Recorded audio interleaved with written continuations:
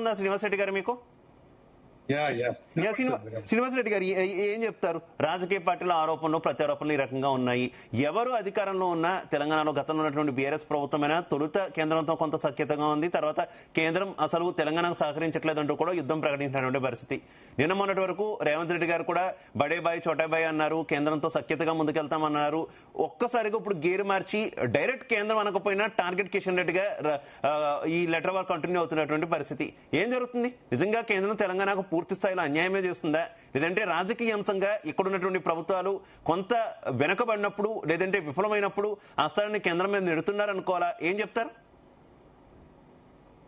వాస్తవానికి రేవంత్ రెడ్డి ప్రభుత్వం వచ్చిన తర్వాత కేంద్రంతో అప్రోచ్ అవుతున్న సిస్టమ్ చాలా బాగానే ఉండే. గతంలో కేసీఆర్ ప్రభుత్వం కంటే బెటర్ ఉండే.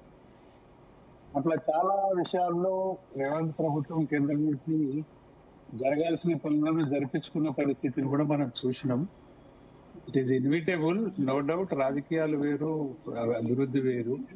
కాబట్టి కేంద్రం రాష్ట్రాలకు సంబంధించి ఉండాల్సిన సంబంధాలు బెటర్ గానే ఉన్నాయనే అభిప్రాయం మాత్రం వచ్చింది.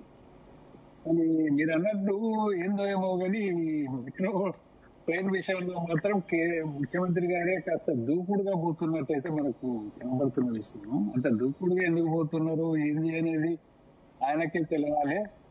వాస్తవానికి ఇప్పుడు ప్రధానమంత్రి గారిని కూడా మన ముఖ్యమంత్రి చాలా సందర్భాల్లో చాలా కోఆపరేటివ్ గా కలిసిన పరిస్థితి, జరిగిన పనులు కూడా భూములు ఉన్నాయి. రక్షణ శాఖ భూములు ఊరికేం రాలేదు. ఇప్పుడు పోతే మన పరేడ్ గ్రౌండ్ లో కావచ్చు, ఇప్పుడు గాంధీ సరోవర్ ప్రాజెక్టు కావచ్చు, నిన్న మొన్న శాంక్షన్ అయినటువంటివి చాలా ఈజీ వేలో జరుగుతున్నాయి కేంద్రంలో. రైల్వే మెట్రో ట్రైన్ విషయంలోనే ఇంత రాద్ధాంతం జరుగుతుంది అంటే అదేదో వచ్చిన లోన్ ఆగిపోయింది అని చెప్తున్నారు. అది కిషన్ రెడ్డి వల్లనే ఆగిపోయింది అని ఆయన ఆరోపణ చేస్తుండు, మీసలు రాస్తున్నాడు. ఇప్పుడు బీఆర్ఎస్ మిత్రుడు చెప్పినట్టుగా మరి ఫ్యూచర్ సిటీ ప్లాన్ ను కూడా ఫ్యూచర్ సిటీ కనెక్టివిటీ చేయడానికి ముఖ్యమంత్రి ఎక్కువ ఇంట్రెస్ట్ చూపెడుతుంది. కాబట్టి అది మరి డిపిఆర్ లో ఉందా లేదా, దాని వల్లనే లోన్ ఆగిపోతుందా ఏంటి అనేది కూడా ఒక క్వశ్చనే. నిజంగానే డిపిఆర్ లో లేని దాన్ని మనం అటాచ్ చేసినప్పుడు ఖచ్చితంగా ఏదో ఒక కారణంతో ఆగితే ఆగొచ్చు కూడా. ఇంకేదైనా ఏదో అడ్వాన్స్ కట్టాల్సిన డబ్బుల విషయంలో కావచ్చు, ఇతరత్ర కండిషన్ల విషయంలో ఏమాత్రం లొచ్చుకున్నా ఆగిపోయే పరిస్థితి ఉంటుంది. అది ఐఆర్ఎస్ లోన్, అది ఊరికేం ఇవ్వరు అది. కాబట్టి వాటిని ఫాలో రాష్ట్ర ప్రభుత్వం అయితే బాగుంటది, గొడవంతా ఉండాల్సిన అవసరం లేదు. మరి దానికి ముఖ్యమంత్రి గారేమో టోటల్లీ అతను ముఖ్యమంత్రి అయిన తర్వాత నుంచి ఫ్యూచర్ సిటీ గురించే మాట్లాడుతున్నారు తప్ప మిగతా విషయాలు నగరానికి సంబంధించి పెద్దగా పట్టించుకున్నట్టు లేదు.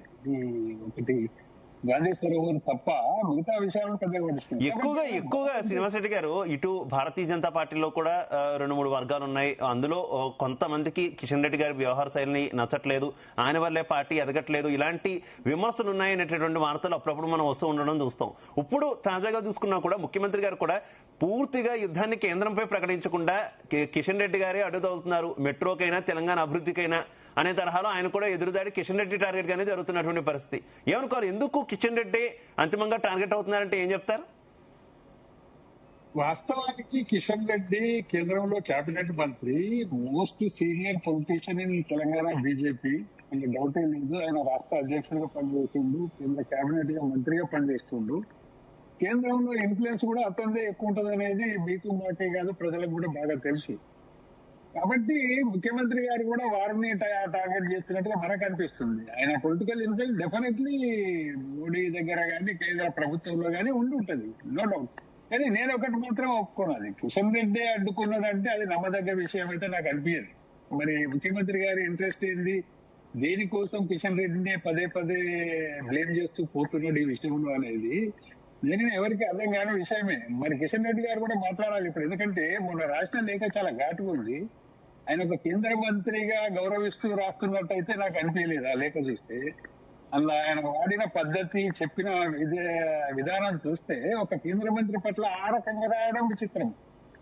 ఎందుకంటే ఇప్పుడు మీరు మాకు అక్కడ కేబినెట్ రైల్వే మంత్రితో అపాయింట్మెంట్స్ ఫిక్స్ చేయండి, మీరు మన వెంట రాండి, మీ ఫైల్స్ అన్ని తీసుకొస్తున్నాం, నేను 2 రోజులు అక్కడే ఉంటా, మీరు అక్కడే ఉండండి, మమ్మల్ని తీసుకెళ్ళండి, చర్చలు జరిపించండి. ఇదేందండి, ఒక అటెండర్ ఆదేశించినట్టు కేంద్ర కేబినెట్ మంత్రిని ఆదేశిస్తూ లేఖ రాయడం ఏందండి?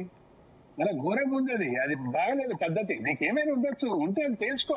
చట్టం ఉందండి, మనకందరినీ తెలిసి చట్టం తన పని తాను చేసుకోపోతుంటది. చట్టానికి అతీతంగా ఆయన చేసినారంటే ప్రూవ్ చేయాలి కదా, ప్రూవ్ చేయాలి. కానీ ఈ రకంగా గౌరవంగా పరుస్తూ నువ్వు లేఖలు రాయడం, బ్లేమ్ చేయడం, ఓన్లీ మీడియాకి లీకులు ఇవ్వడం.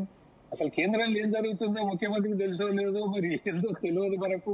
కానీ మీడియాకు మాత్రం విపరీతమైన లీకులు ఇవ్వడం వల్ల ఇది ఒక పొలిటిసైజ్ అయిపోయింది విషయం. పొలిటిసైజ్ చేయడం అనేది వారి ఇంట్రెస్టా ఏంటి నాకు అర్థం కాలేదు. ఎందుకంటే ఇక్కడ కిషన్ రెడ్డి సమర్థించాలనే ఉద్దేశం కాదు ఇక్కడ.